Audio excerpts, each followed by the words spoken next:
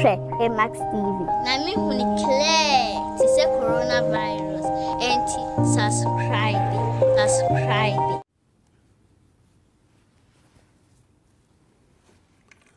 Fellow Ghanaians, good evening.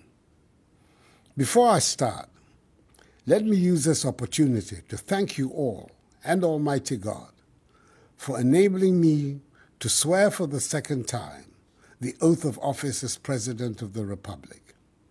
The ceremony took place after I last spoke to you. I promise I'll do my very best to live up to your expectations. I'm coming into your homes tonight with some rather unpleasant news. When I delivered update number 21 some 2 weeks ago, I urged all of us to continue adhering to the enhanced hygiene and mask-wearing protocols that have served us well and which led us to the situation where we were witnessing a gradual decline in the number of active cases. However, since that time, we have seen an upsurge in the number of active cases, from a little over 900 to 1,924. Our COVID-19 treatment centers have gone from having 0 patients to now being 4 because of the upsurge in infections.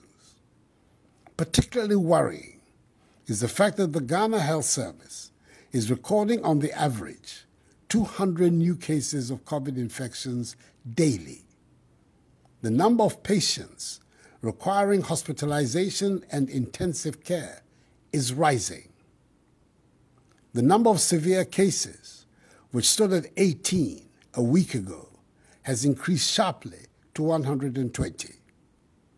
2 weeks ago, there was no critical case. We now have 33 in our treatment facilities. Again, according to statistics from the Ghana Health Service, the considerable number of persons who are severely ill are surprisingly relatively youthful persons with no previous underlying health conditions. The number of confirmed deaths has increased sadly from 338 persons to 352 within the period. Recent genomic sequencing undertaken by our scientists have established that some arriving passengers tested positive for new variants of COVID-19. These passengers have all been isolated.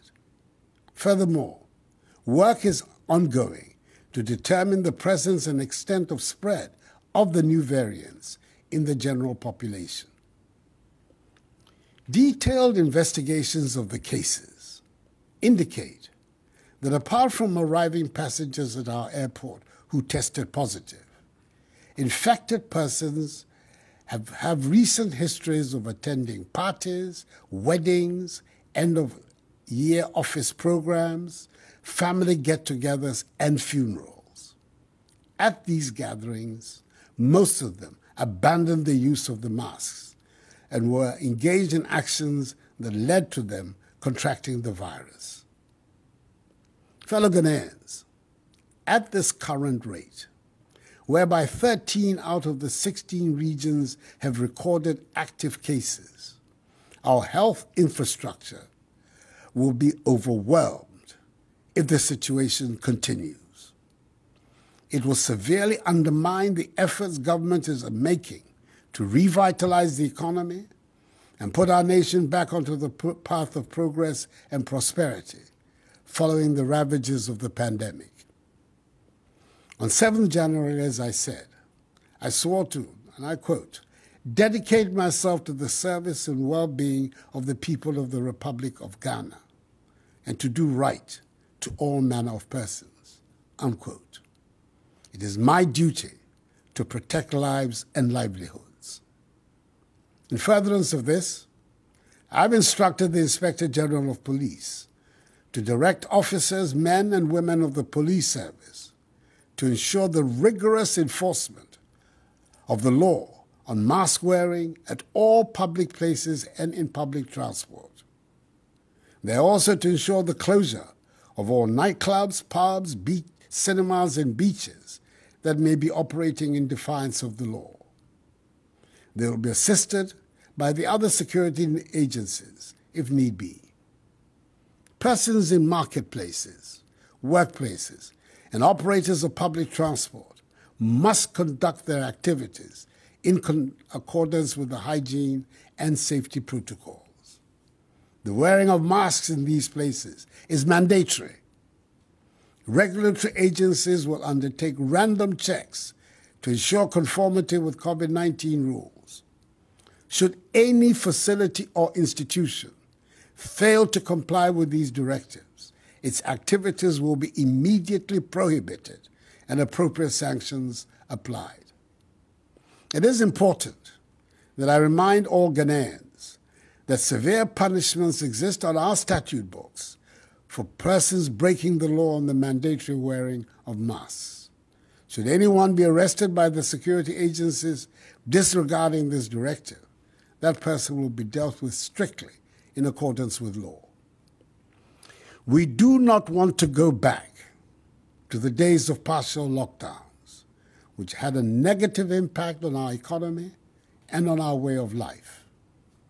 But should that become necessary, that is, should the number of active cases continue to increase at the current rate, I will have no option but to reimpose these restrictions, because it is better to be safe than to be sorry. So together, let us all ensure that we respect the protocols. Government is intensifying its strategy of enhanced 3 T's, i.e. tracing, testing, and treating, to allow us to identify infected persons, isolate them, and treat them. A considerable number of contact tracers are being mobilized to follow up on contacts of all who test positive. All laboratories, public and private, must supply in real time data on all persons tested on the common platform established by the Ghana Health Service. There will be sanctions against laboratories who fail to comply. We've also provided additional logistics, including vehicles, to the Ghana Health Service for the supervision and monitoring of asymptomatic cases being managed from home. Additionally, government is reactivating available treatment and isolation facilities across the country in anticipation of any further increase in infections. The provision of adequate medicines, equipment, and personal protective equipment to enable health workers attend to home-based patients is being effected.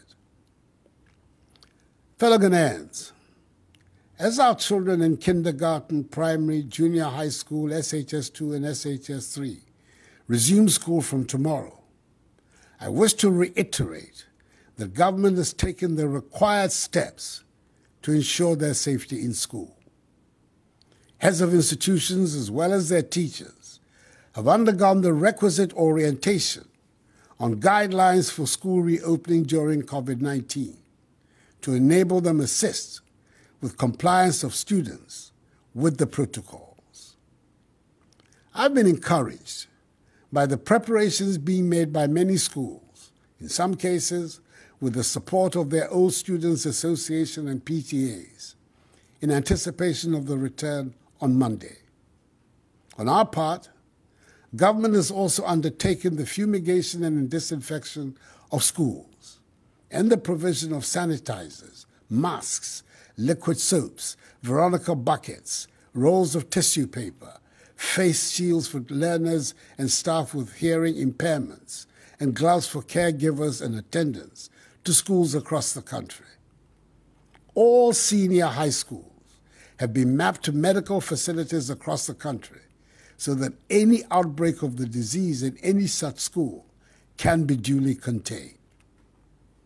Suspected cases in primary and junior high schools will be managed by district health teams through the school health program and the COVID-19 rapid response teams. The world is facing a learning crisis, a crisis that is further worsening inequalities in access to education, with children from poorer homes and communities being worst hit. This learning crisis has serious implications for the future of our country. This is especially worrying for me because I have placed education at the center of the social and economic progress and prosperity of Ghana and of her political stability. That is why, in our attempt to mitigate the impact of the pandemic, the 𝗑𝗪𝗔𝗧𝗧 initiative, being administered by the National Board for Small-Scale Industries, has started disbursements to applicants from private educational institutions, many of whom have been hard hit by the pandemic. More disbursements to these institutions are being processed. And I wish to speak directly to the students and children returning to school, and those of you who have already returned. I know that for most of you, 2020 was a very unfamiliar year and presented a setback for your preparation for the future. You all saw the struggle your parents, especially working parents, went through with you at home due to school closures. You also know how you struggled to learn from home, even for those of you who were lucky enough to continue with some of your classes online. The frustrations, the idleness, the absence of classroom, or study group intimacy, it has all been extremely difficult for you, your parents, teachers, and everybody involved. This is something we should all try to put behind us. Much of that depends on you. As we take these big steps to go back to school, your attitude, your behavior, your self-discipline will decide whether or not our schools will remain open. I'm pleading with you. Please observe the COVID-19 protocols at all times. You must maintain the level of discipline and sense of responsibility to stop the virus from spreading in your schools and for those students at home as well. Wear your masks at all times. Wash and sanitize your hands regularly. Protect yourself. Protect each other. Protect your teachers. Protect your parents. But please, do not give me a reason to close down schools again. I pledge to do my best to keep your education going. I want you to assure me, your parents, your teachers, and society as a whole, through your actions, that you will do your part as well.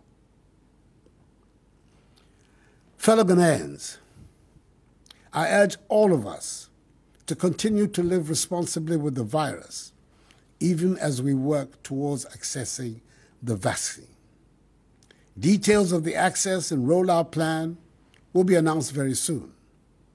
Let us work constantly on how to do our work, keep our businesses and places of worship open, and send our children to school, all in safety.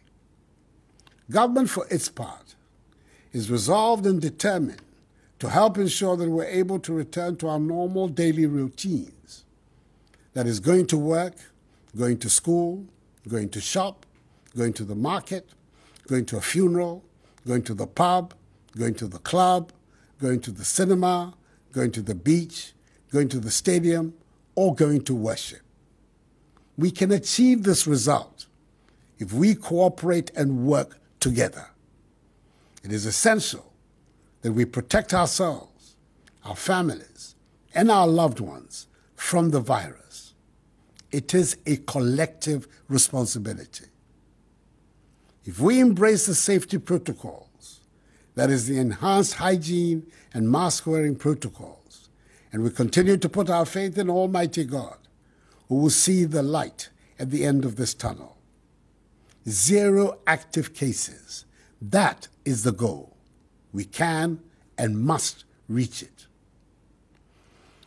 Enuanom, makasa yare enyankoye.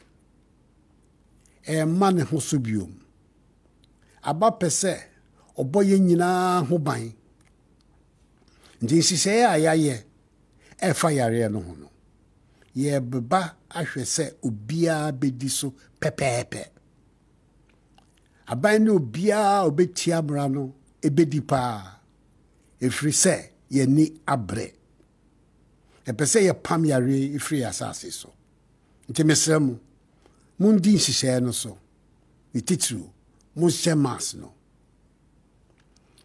anyamime iwi akɛhye hela eyako ewo ehe ekun amlalo ntao ni ebu mofia mo he no ewo gbejiano toni wo kefosie oba kwe ni mofɛ mo ketulin pepepe amlalo ke mofia mo ni babu mla bayewa no wo mi kpanyefai ye ke gbejiano to e atuni titri mask wear. Fellow Ghanaians, in all sincerity, I repeat that this too shall pass, for the battle is the Lord's. May God bless us all in our homeland Ghana and make her great and strong. I thank you for your attention and good night. But it's too late now. I remember you and me, and how careless we could be. All day and all night, we'd stay up, it felt so